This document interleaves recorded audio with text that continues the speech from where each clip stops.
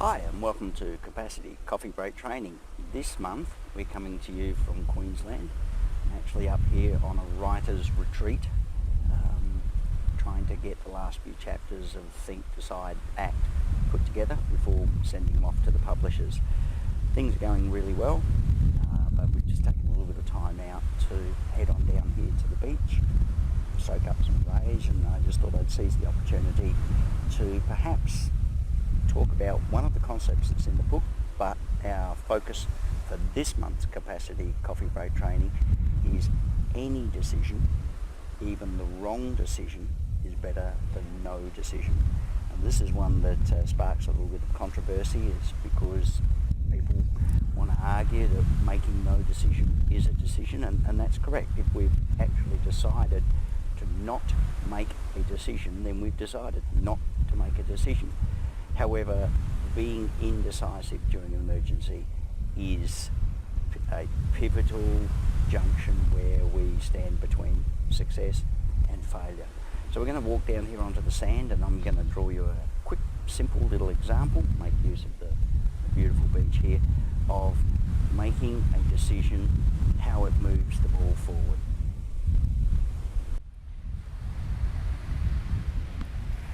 So, for instance, say we're driving along in our car and this is our road that we're driving along, and we come to a T-junction and we're looking for house number 88,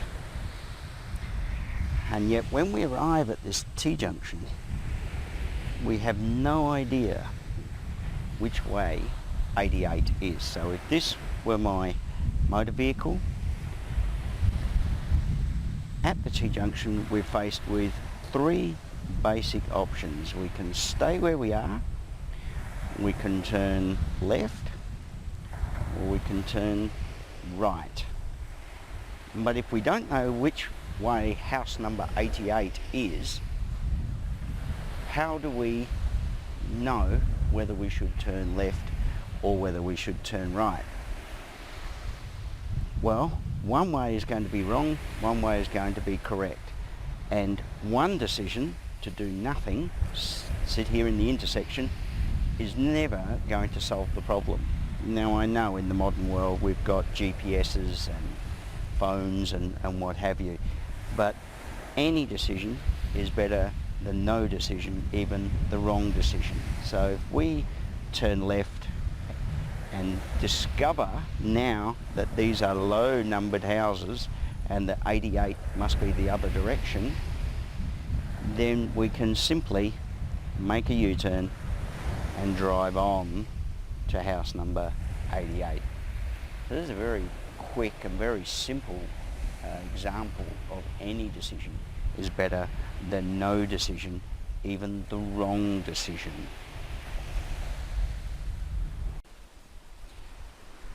Now, I know that's a very simple example, and I've had plenty of people actually say to me, but you're making a decision about the situation. You also, part of your little rule is that you can make any decision. I need to basically put some parameters around this. Any decision related to the actual incident at hand, and any sensible decision to the situation at hand. So yes, choosing to paint yourself purple and go and run around naked in the park is a decision, or a decision to run off and go and buy a lottery ticket is a decision.